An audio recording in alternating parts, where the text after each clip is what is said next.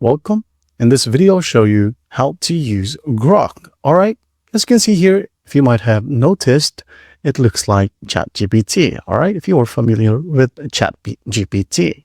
So what we're going to do here is just basically enter our prompts right here. Whatever prompts that you have in mind that needs answers. All right. For example, let's greet Grok with a simple hi. Hit enter. And as you can see here, it says, hello, how can I assist you today? So I need help with a YouTube video. Hit enter. Like, can you give me some topics that I can remake that has high demand? Hit enter. As you can see here, it says, I assume you're asking for high demand YouTube topics. Now you can remake or put your own spin on. Based on current trends and evergreen content that consistently performs well, here are some ideas that tend to have a strong viewer demand.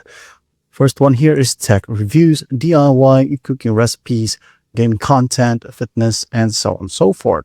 All right. Now, if you wanted to use the old Grok, just go ahead and click on this drop down right here.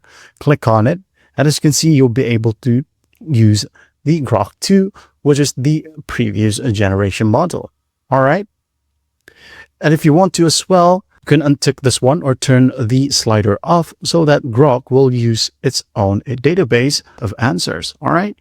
Now, if you want Grok to browse the web, just go ahead and click on this one to enable it. All right. You can go ahead and enable deep search as well. When you click on it, now just simply enter your prompt.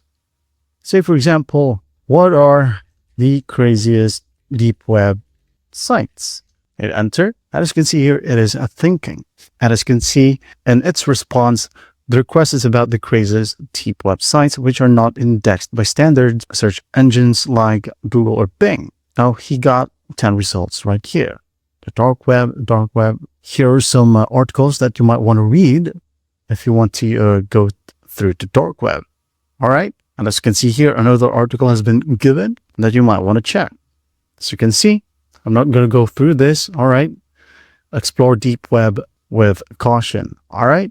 And that's basically how you use Grok. Well, I hope this video helps and I'll see you in the next one.